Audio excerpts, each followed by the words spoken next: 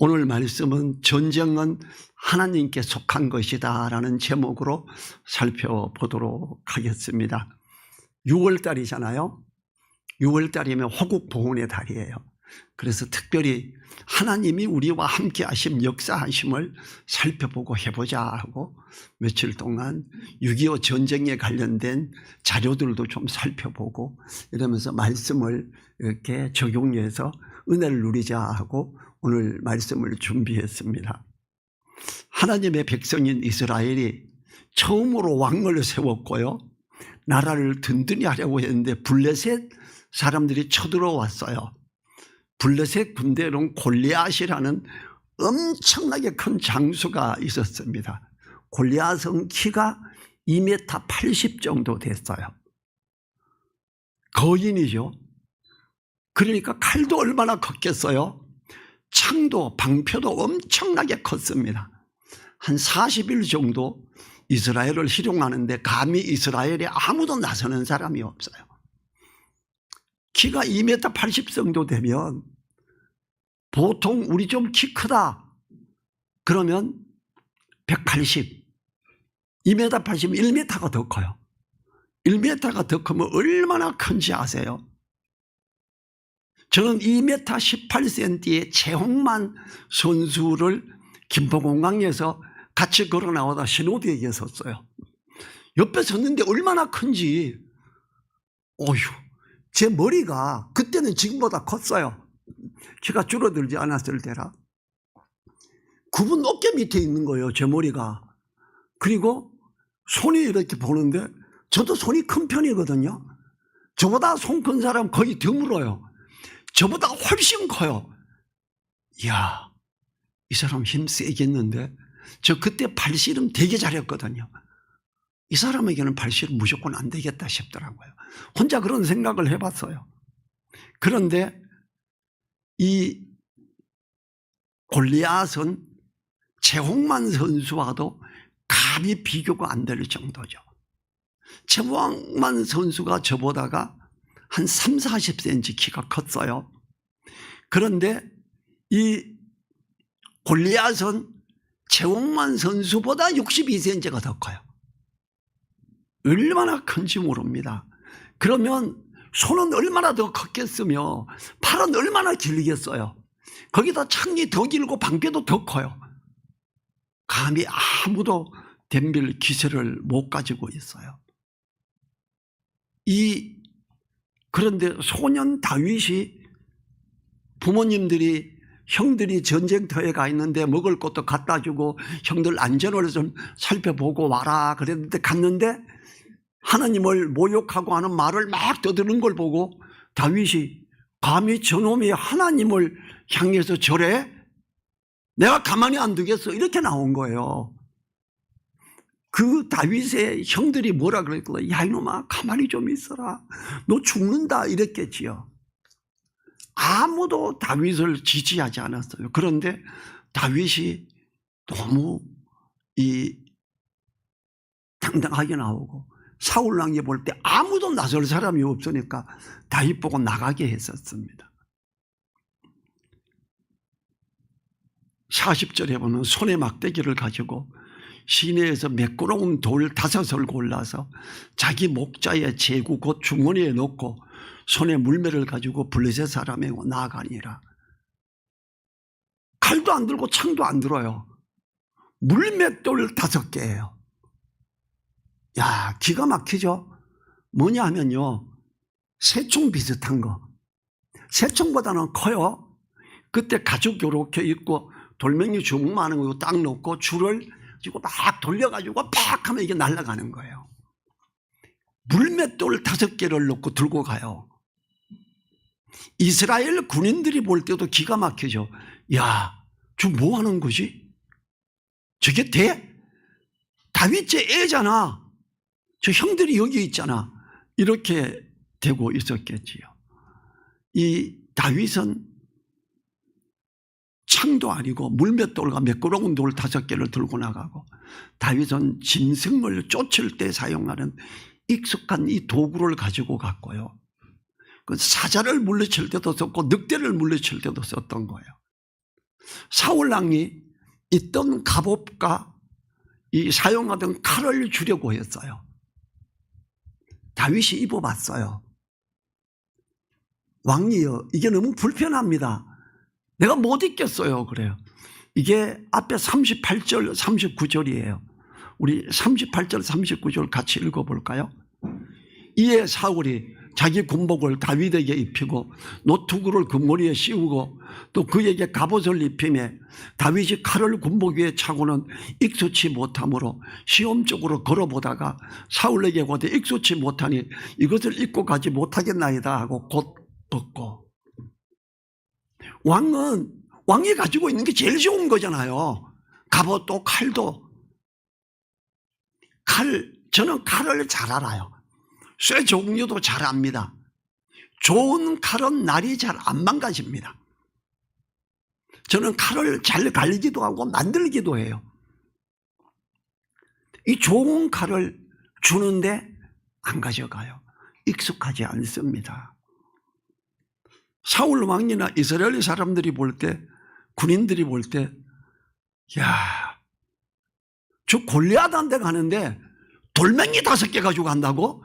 물맷돌을 가지고 간다고? 야, 이거 나라의 창피다 이랬을 수 있어요. 41절 42절에서 블레셋 사람이 점점 향하여 다윗에게로 나아오는데 방패든 자가 앞섰더라. 그 블레셋 사람이 둘러보다가 다윗을 보고 업신여기니 이는 그가 젊고 붉고 용모가 아름다우니라. 야, 청소년이 왔네? 이랬을 거예요.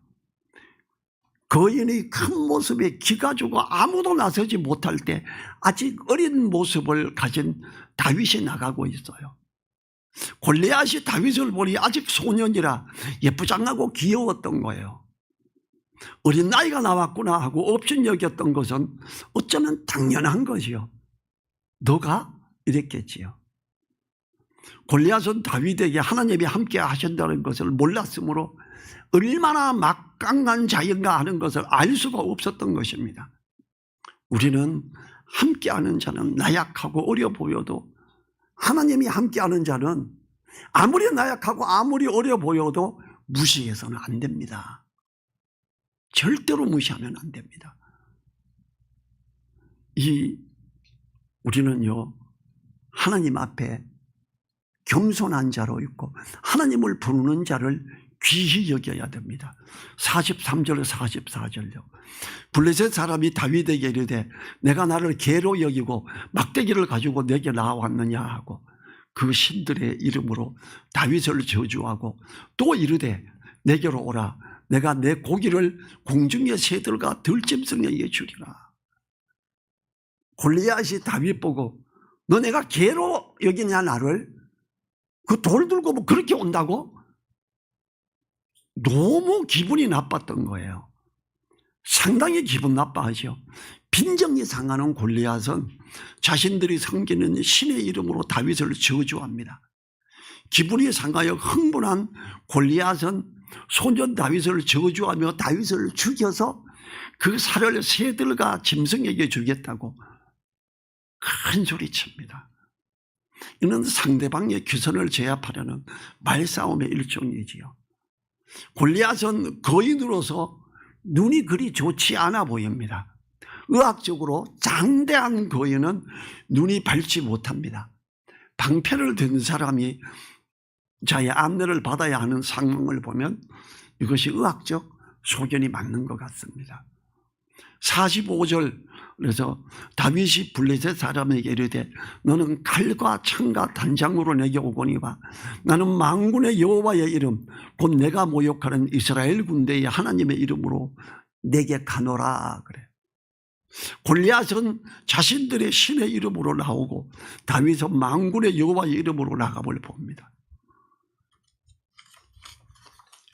다윗은 이스라엘 군대의 하나님의 이름이라 합니다. 다윗은 하나님을 진정으로 의지하고 나가고 있지요. 37절에서요. 37절 우리 또 같이 볼까요? 읽어볼까요?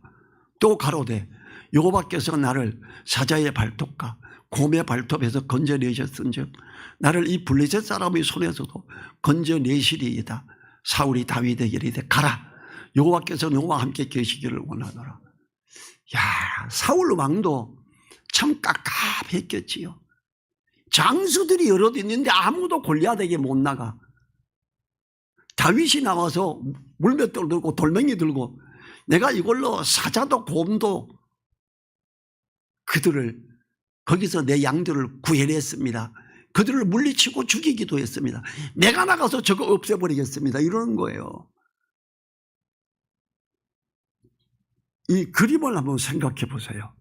한 나라의 왕이 지금 저쪽 장수가 거인이 나와가지고 키가 2m 80이 어마어마하게 큰 창을 들고 나오는데 창도 없고 자기 걸 갑옷을 벗어주고 비싼 칼을 주는데 안 가져가고 돌멩이 들고 가겠대요. 답답했을 수 있지요. 그래도 어떻게 돼요? 우리는 이 결과를 잘 알잖아요. 돌멩이 한 개로 골리앗은 죽게 되죠. 46절 47절 같이 읽어요. 오늘 여호와께서 너를 내 손에 붙이시리니 내가 너를 쳐서 내 머리를 베고 블레셋 군대의 시체로 오늘날 공중의 새와 땅의 들짐에게 주어 온 땅으로 이스라엘에 하나님이 계신 줄을 알게 하겠고 또 여호와의 구원하심이 칼과 창에 있지 아니함을 이 무리로 알게 하리라. 전쟁은 여호와께 속한 것인즉 그가 너희를 우리 손에 붙이시리라. 전쟁은 여호와께 속한 것이며 여호와의 구원하심이 칼과 창에 있지 않다고 합니다. 다윗의 말을 주목해야 합니다. 승리의 확신을 가지고 나가는 다윗은 골리앗을 이김으로 하나님이 살아계심을 나타내 보이겠다고 합니다. 다윗의 말처럼 우리를 구원하심도 여호와께 있음을 잊지 말아야 합니다. 전쟁이 여호와께 속한 것처럼 우리의 모든 싸움과 경쟁도 여호와께 속하였습니다. 직장에서 일터에서 우리에게 상을 주고 자리를 지키고 높여주시는 분도 하나님이십니다. 직장에서 좋은 자리, 급여 많이 받으려면 좋은 학교 나와야 되고 자격증 가지고 윗사람에게 인정받아야지요. 저요? 좋은 학교 안 나왔고 자격증 하나 없고 윗사람에게 인정 안 받았었어요. 하나님이 이걸 갑자기 이루시는데 직장에서 개발을 하고 있는데 개발실에서 설계를 잘못했어요. 이걸 제 눈으로 봤어요. 그 설계 잘못됐는데요. 기술부장이 누가 봤어? 그래. 내가 보지 누가 봐요. 그리고 이게 단번에 2, 3일 만에 성공을 해서 미국에서 촬영팀이 카메라를 가지고 오고 엔지니어들이 몇 명과 미국에서 6명이 쫓아왔어요. 대한민국이 이걸 개발했다고? 기계 만드는 사람이 저거 기계 설계해가지고 해놓은 거 잘못된 거 제가 고치라 그래 고치고 단번에 돼버렸어요. 곧바로 회사에서 엄청나게 떠버렸지요. 그냥 저는 기도하고 갔어요.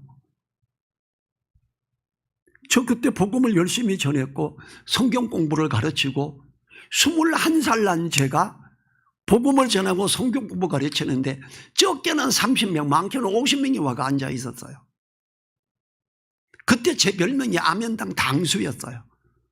아이고 전병철 저놈이 가면 아이고 그 뭐 성경 들고 왔다 갔다 하는 놈들이 많아진다. 아이고 저 아멘당 당수 저놈 아이고 이랬어요. 근데 이 놀라운 역사가 일어나더라고요. 하나님은요 직장에서도 이걸 가능하게 합니다. 이제는 전쟁터에서도 가능하게 하죠.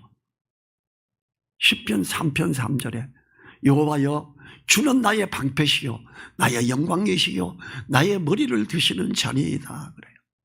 전쟁이 하나님께 속했다는 것은 이스라엘에만 해당되는 게 아니라 우리들 모두에게 해당이 되죠.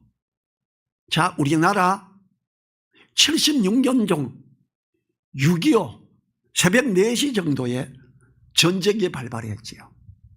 북한은 중국과 소련의 후원으로 탱크를 몰고 남한으로 침공했어요. 러시아, 소련에서 탱크를 많이 지원해 줬지요. 우리나라는 없어요. 북한군의 탱크 공격은 막을 수 없다는 것을 이승만 대통령도 군수부의 사람들도 모두 아는 일입니다. 이승만 대통령은 1948년 5월 10일 날 당선됐죠. 당선되고 지금 1년 반이 됐어요. 이승만 대통령은 밤에 일본 동경에 있는 메가더 장군에게 전화를 해서 도움을 구했고요. 이승만 대통령의 부인이 프란체스카 여사가 미국 여자예요. 메가더 장군에게 전화하라고 하고 막 기도하고 도움을 직접 간절히 했어요. 미국에 있는 장면 박사에게, 그때 대사관이었어요, 전화를 걸어서 트루먼 대통령을 즉시 만나 도움을 요청하라고 합니다. 그날이에요. 전쟁 발발한 그날. 이승만 대통령은 장로예요. 간절히 기도하고 이곳저곳에 도움을 요청했습니다. 미국 트루먼 대통령은 북한의 남친 소식을 듣고 이 문제를 유엔 안보리에 회부했고, 뉴욕의 유엔 본부에서는 안보리 회의가 소집됩니다. 유엔이 뉴욕 맨하탄에 있어요. 저는 거기 갔다 와봤거든요. 당시 상임이사국은 미국, 중국, 소련, 프랑스, 영국 5개국인데 이 5개국 중에 단 한 나라가 반대를 해도 파병 못합니다. 5개국 중에 러시아가 뭘 했다고요? 탱크를 잔뜩 줬다고요. 러시아가 안 돼, 그럼 못 와요. 너무 감사한, 한국을 침략하게 했는데 소련의 대표가 유엔에서 한국 파병을 찬성할 리가 만무하지요. 우리 대한민국의 운명이 풍전등화가 됐지요. 그럴 때에 유엔의 소련 대표 제이콥 말리크가 발을 동동 구른 것은 이러한 사실을 스탈린에게 보고를 해야 되는데, 하나님 역사를 보십시오. 주일날 스탈린이 주말 휴가를 떠나면서 일절 내게 전화하지 마라. 나는 주말 휴가를 떠나기 때문에 귀찮은 전화 안 받는다. 그러므로 내가 돌아올 때까지 나에게 전화하지 말라, 이렇게 했어요. 스탈린에게 전화를 할 수가 없었어요. 그런데 한국에 전쟁이 일어났고 유엔에서 한국 파병 결의를 하는데 소련이 반대해야 파병을 못하는데, 그것을 허락받으려고 스탈린에게 전화를 해야 되는데 전화하지 말라고 강하게 해놔서 전화를 못했던 거예요. 1950년 6월 25일에서 53년 7월 27일까지 3년 1개월 동안 우리는 6.25라는 동족 상전의 비참한 전쟁을 겪게 됐죠. 전쟁의 결과로 사망, 부상, 실종, 인명피해가 국군과 경찰이 62만 명, 유엔군이 15만 명, 한국 민간인이 99만 명, 북한군과 중공군이 200만 명, 북한 민간인이 150만 명, 총 526만 명의 실상을 당했습니다. 전쟁고와 10만 명, 전쟁 미망인 30만 명, 피난민 320만 명, 이산가족 1천만 명이 넘게 발생을 했습니다. 하나님은요, 특별히 역사하셔서 유엔 파견이 되게 한 거예요. 스탈린이 하필이면 그렇게 하고, 주말에 있는데 전화하지 마, 절대 하지 마.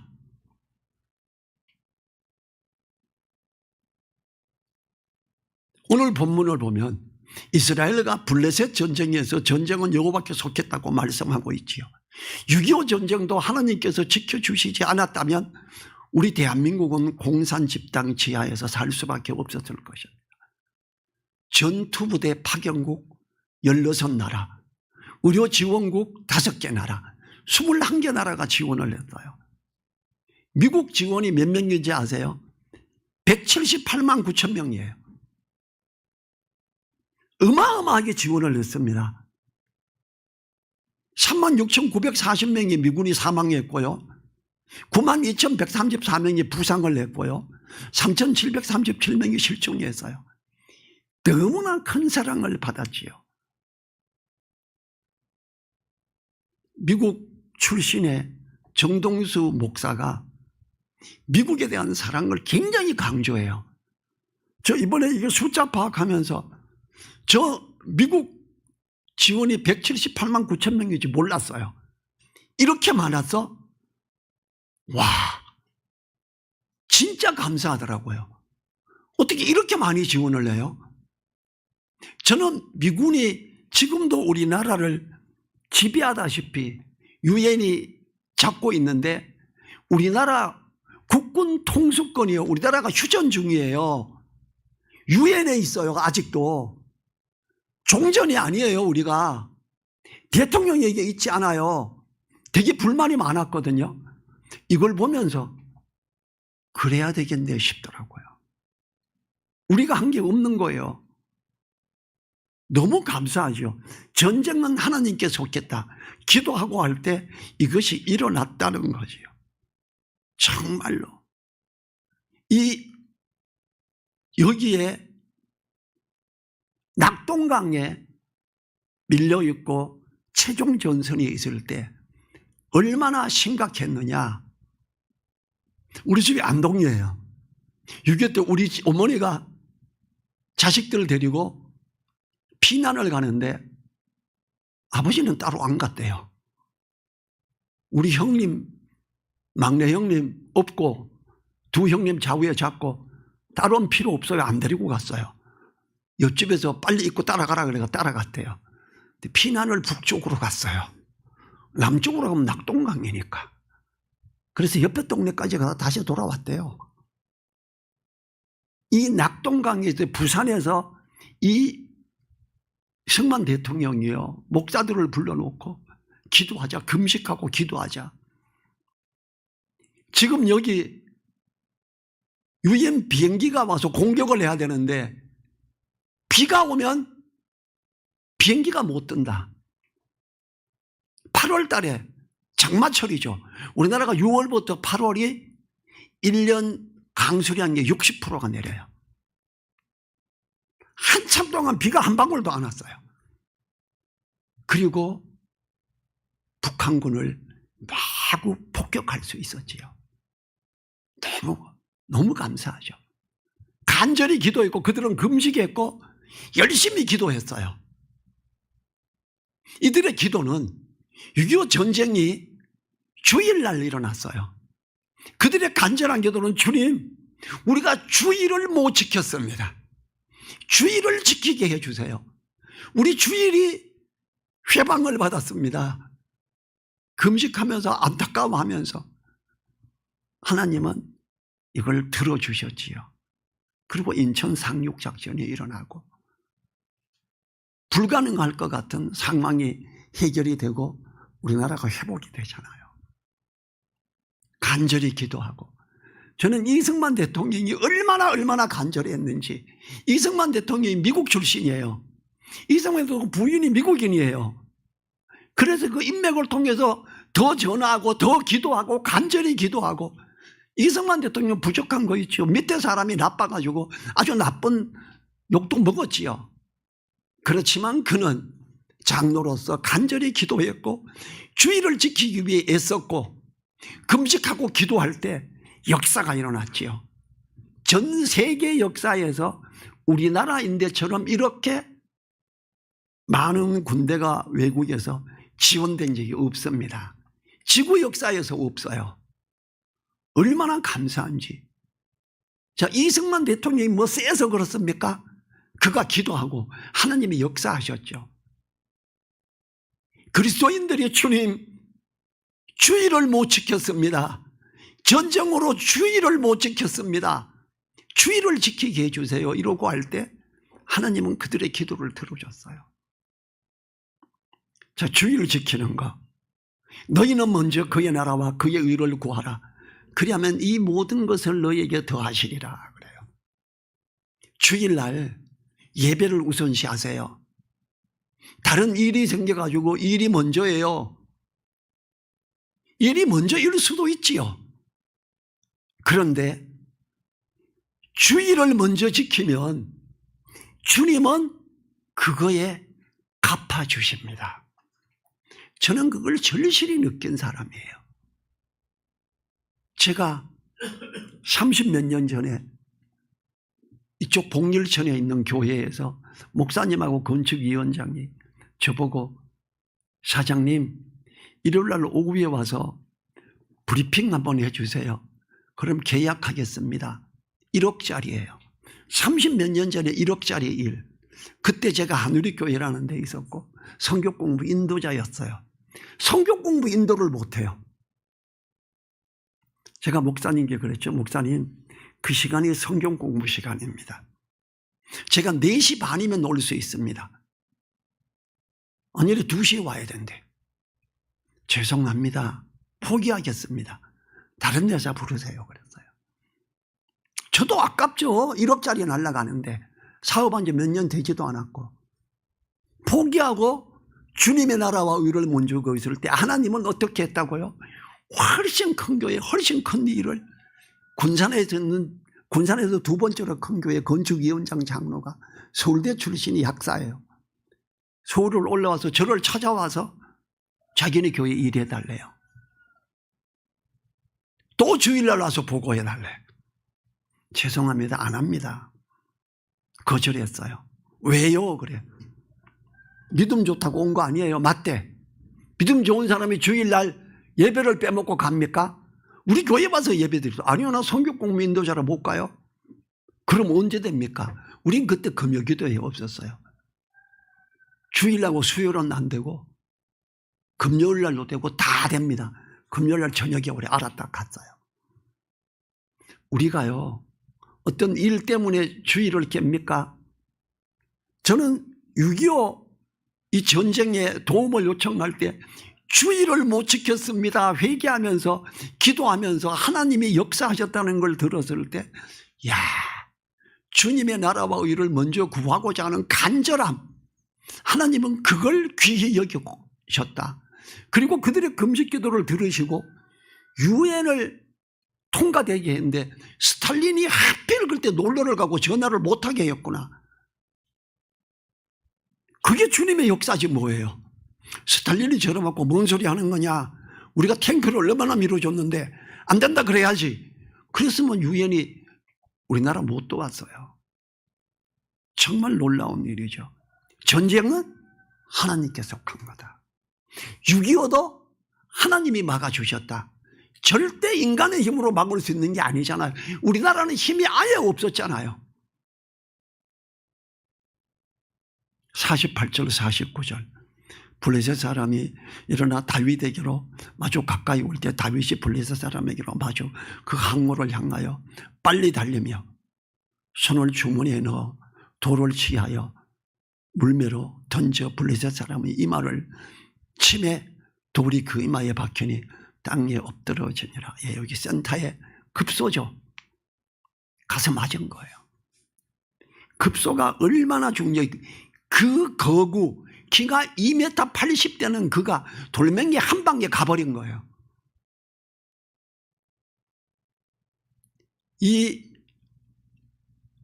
상대적으로 큰 덩치에 눈이 그리 좋지 않은 골리앗은 작은 매끄러운 돌에 당한 거예요.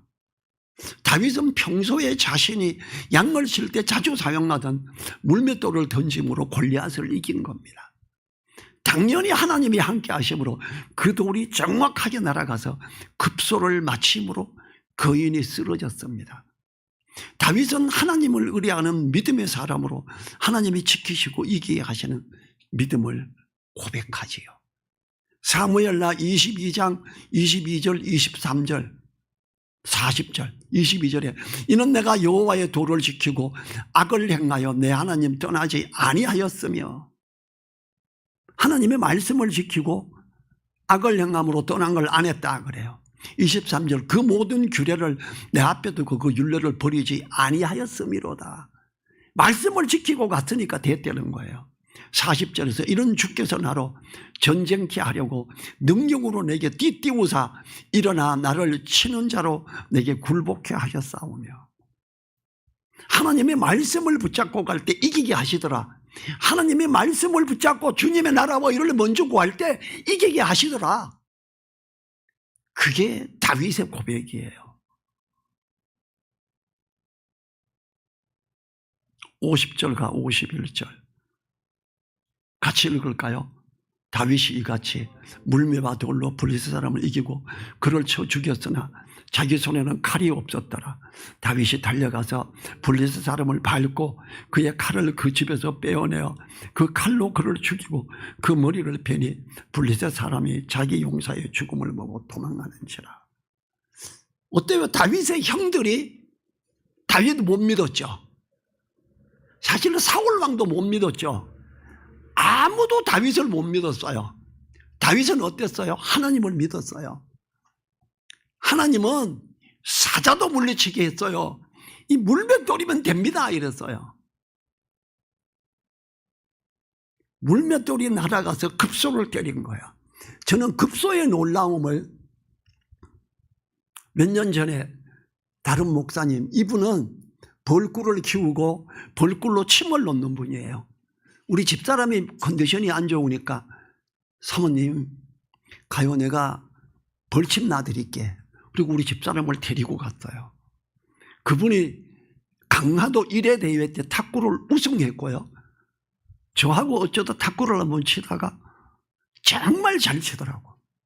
그런데 게임을 하니까 제가 이겨요. 그분이 저인데 상대가 안 되는 거예요. 이분이 놀라서 성모도에서부터 배를 타고 나와서 일주일에 3일이나 4일 와서 탁구를 치고 갔어요. 한 달 이상 탁구 치다가 벌침 놓으러 갔는데 우리 집사람이 전화가 왔어요. 여보, 이 목사님 쓰러졌어. 벌에 쏘여서 쓰러졌어. 큰일 났어. 그래. 쫓아갔지요.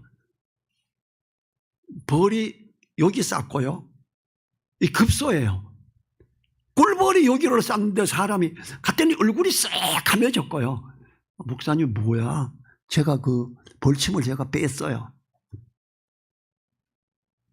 자기가 그래. 목사님 나 이제 살았어요. 뭔 소리예요? 저 토하고 설사했어요. 그러면 사는 거예요. 죽을 뻔한 거예요. 꿀벌 쏘여봤죠? 저는 뭐 말벌에 쏘여도 뭐 별 그게 없는 사람이에요. 저는 벌에 쎄요. 꿀벌 아무것도 아니에요. 저는 꿀벌 잡아서 쪼개서 거기 꿀 빨아먹는 사람이에요. 벌의 킬러 중에 한 명이에요. 저는 말벌이고 뭐고 제 앞에 보이면 말벌 집에서 그거 다 없애버려요.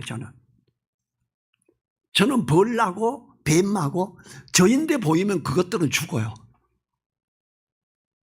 그런데 꿀벌 연약한데 그게 급소에 맞으니까 사람이 그것도 꿀벌을 잘 아는 분이 요 가까이 있는 목사님이 그분에게 배워서 벌침을 놓고 있어요. 꿀벌도 키우고. 그걸 생각하면 다윗의 물맷돌이 그의 급소에 가서 맞으면 아무리 거인도 쓰러진다는 거예요. 하나님은 급소를 맞게 하셨어요. 쓰러뜨리셨어요. 전쟁은 누구에게 속했다고요? 하나님께 속했어요. 모든 싸움은 하나님께 속했습니다. 열받아가지고 폭발하지 말고 기도하시면 돼요. 기도하시고 믿음으로 가면 돼요. 그러면 이겨요. 제가 우리나라가 물가가 막 오르고 지금 물가 많이 올랐죠. 기름값도 많이 오르고 지금 교회들이 헌금이 많이 줄었어요. 다른 교회들도 다 어려워요. 그래서 일들이 줄고 제가 음향 일을 통해서 급여도 주고 하잖아요. 이 건물에 그 이자도 내고 돈이 많이 안 되고 있었어요. 기도를 간절히 했어요. 하나님, 일용할 양식을 허락해 주십시오. 기도를 간절히 했어요. 갑자기 목포에서 전화가 왔어요. 필리핀에 선교사라고 가 있는 목사님이 목포에 와서 집회를 했는데 소리가 너무 안 난대. 나보고 와서 만져줘야 되겠대. 어휴, 목포까지 믹서도 가져가야 되고 앰프도 가져가야 되고 몇 가지를 들고 갔어요. 운전해서. 굉장히 멀어요. 만져주고 딱 해결해 줬어요. 그랬더니 식사하면서 그 교회 목사님한테 그래요. 이분이 우리나라 최고의 음향 전문가야. 아, 우리 여기 리모델링 해야 돼요. 그래. 우리 견적 5천만 원 받아놨어요. 그래. 5천만 원. 돼요? 그 돈으로? 충분합니다. 근데 무대 조명까지 해야 되는데 힘들걸요. 그 돈으로. 그래 견적을 내고 제시했어요. 그저께 전화가 왔어요. 목사님 감사합니다. 제안 잘해 주셔서. 목사님하고 하기로 방향 결정했어요. 곧 계약하겠습니다. 금액이 적은 게 아니에요. 한 거 6천만 원 정도 돼요. 진짜 어려운 경기에 그런 일이 거의 없어요. 전혀 모르는 곳이에요. 필리핀에 선교사로도 가 있는 목사님이 갑자기 와서 집회하다가 소리가 너무 힘들어서 저를 불렀고 그걸 해결했던 거예요. 사실 갈까 말까 엄청 갈등하다가 그래 필리핀에 있다가 와서까지 나를 부르는데 가야지 그러고 갔던 거예요. 모든 일들은 하나님께 속한 거예요. 전쟁은 하나님께 속한 거예요. 모든 일들의 갈등도 하나님께 속한 거예요. 기도하셔야 돼요. 주님의 나라와 의를 먼저 구하고자 기도하셔야 돼요. 그럼 역사하십니다. 주님의 나라와 의를 먼저 구하고자 간절히 기도하고 회개하고 금식하고 할 때 유엔에서 통과가 되고 스탈린이 이상하게 전화를 안 받고 전화하지 말라 그랬고 소련이 반대를 안 하므로 이게 이루어졌다는 거 기적이에요. 이게 우리는요 미국에 감사해야 돼요. 미국 대통령이 그렇게 강하게 하고 그리고 미국에서 178만 9천 명이라는 사람들을 한국에 보냈다는 거 어마어마한 일이지요. 우리는요 믿음으로 이김을 우리가 가져야 돼요. 히브리서 11장 33, 34절에서 저희가 믿음으로 나라들을 이기기도 하며 의를 행하기도 하며 약속을 받기도 하며 사자들의 입을 막기도 하며 불의 세력을 멸하기도 하며 칼날을 피하기도 하며 연약한 가운데서 강하게 되기도 하며 전쟁에 용맹되어 이방 사람들의 진을 물리치기도 하며 다윗이 담대한 마음으로 싸운 것을 교훈 삼아 우리는 하나님이 함께 하심으로 인해 담대한 마음을 가져야 됩니다. 일에 너무 끌려가지 마세요. 주님의 나라와 의를 먼저 구하십시오. 예배를 먼저 드리십시오. 그리고 일도 예배 드리느라고 이번에 일 놓쳤습니다. 하나님 길을 더 열어주세요 하세요. 여호수아 1장 9절에서 내가 내게 명한 것이 아니냐 마음을 강하게 하고 담대히 하라 두려워 말며 놀라지 말고 내가 어디로 가든지 내 하나님 여호와가 너와 함께 하느니라. 두려워하고 놀라지 말고 주님의 나라와 의를 먼저 구하고자 애써야 돼요. 기도해야 돼요. 우리가 믿는 하나님은 종교적인 하나님이 아니라 실생활에서 살아계시고 역사하시는 하나님이십니다. 다윗과 함께 하신 하나님이 우리와 함께 하심을 믿고 그 하나님을 실제의 일들에서도 믿고 의지하시기 바랍니다. 자리에서 일어나셔서 1분간 기도하지요.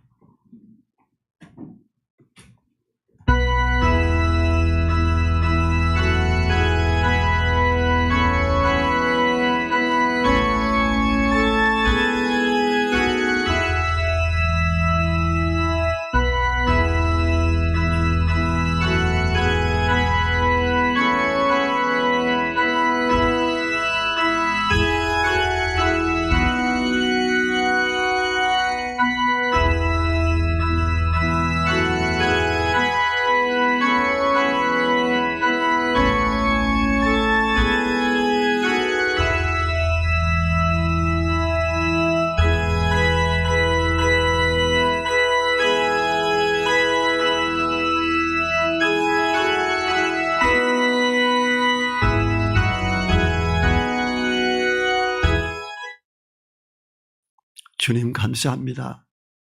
다윗을 통해 전쟁은 하나님께 속한 것이란 걸 알게 하심에 감사합니다. 주의를 지키기 위해서 간절히 기도하고 또 기도할 때 하나님이 역사하시고 유엔의 전 세계의 나라들을 동원하시고 우리를 지키시며 주의를 지키며 나갈 수 있도록 인도하심에 감사합니다. 우리들도 하나님 앞에 주의를 지키기 위해 애쓰며 주님의 나라와 의를 먼저 구하는 우리가 되고 하나님의 은혜를 넘치게 누리는 우리 되게 하옵소서. 간절히 의탁드리며 우리를 사랑하시며 역사하시는 예수님 이름으로 기도했습니다. 아멘. 지금은 우리를 사랑하시며 역사하시며 함께 하시는 우리 주 예수 그리스도의 은혜와 모든 전쟁과 모든 다툼과 모든 일들의 주관자가 되시는 하나님의 그 크신 사랑과 성령님의 감동 감화 교통하심이 머리 숙인 한 분 한 분들 그 머리 위에 그 가정 위에 그 일터 위에 우리 늘사랑 교회 위에 이제로부터 영원토록 함께하여 주시기를 간절히 축원하옵나이다. 아멘.